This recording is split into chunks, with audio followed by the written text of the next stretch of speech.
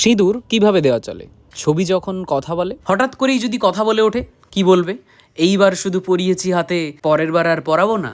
শাড়ির পাড়টা ততটাও নয় লাল যতটা আমাদের রাজ্যের বেহাল। যাক, সেসব বড় মানুষের কথা, না হলে এই বড় মানুষেরাই ধরবে তোমার মাথা। চলো এবার তাড়াতাড়ি আসি ছবিতে, আর পারছি না কবি হতে। এই কাজটা আমি প্রায় 5-6 মাস ধরে করছি। হ্যাঁ, টাইমটা আমি একটু বেশি নিচ্ছি, কারণ সাথে নিজের কাজও থাকছে।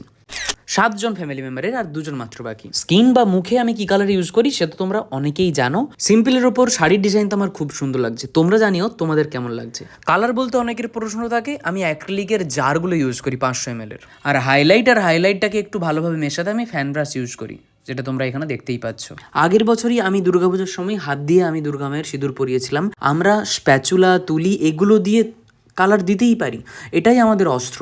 হাতটা ইউজ করাটা আমার মনে হয় না ঠিক। আশা করছি তোমাদের ভাই বোনদের জন্য এই প্রশ্নের উত্তর তোমাদের কাছে থাকবে।